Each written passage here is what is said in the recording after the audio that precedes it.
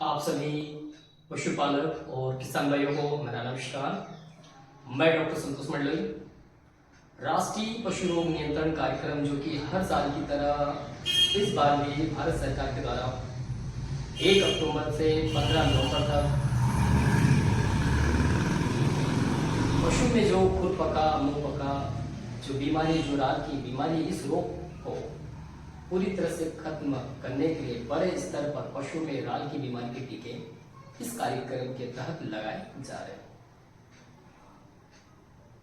भारत सरकार का जो उद्देश्य 2030 तक इस रोग को पूरी तरह से देश से खत्म करना। इसी उद्देश्य से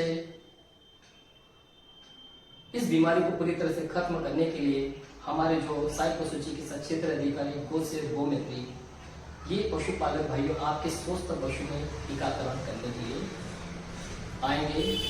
हमें हमारे समस्त पशु में टीकाकरण हमें करवाना है, क्योंकि इस रोग के कारण पशु को काफी ज्यादा तकलीफ होती, साथ ही साथ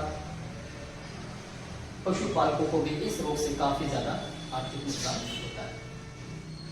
इस बीमारी में जैसे आप सभी को पता है, जैसे लक्षण जो दिखाई देते हैं, फिर भी मैं आपको बताना चाहूंगा, काफी ज्यादा पीड़ादायक लक्षण होते हैं इस बीमारी में।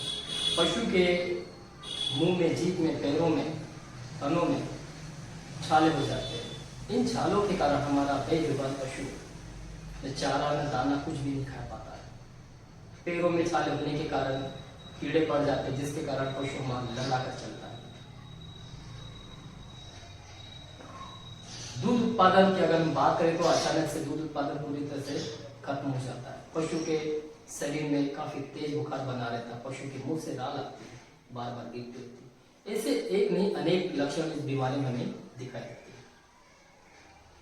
तो पशुपालक भाइयों, कहीं पशुपालक भाइयों को लगता है कि टीका लगवाने से उसके पशु का दूध कम हो जाएगा, लेकिन ऐसा बिल्कुल भी नहीं है।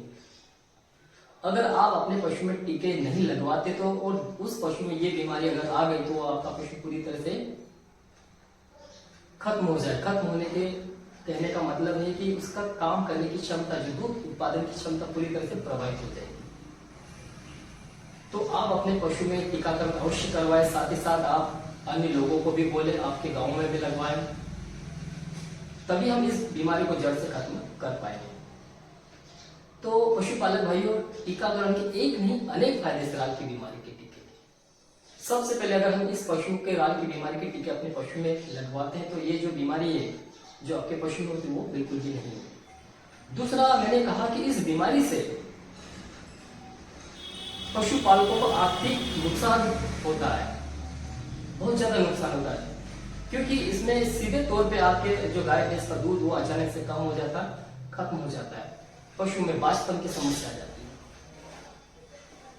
राल का टीका आपके पशु को होने वाली बीमारी से बचाएगा।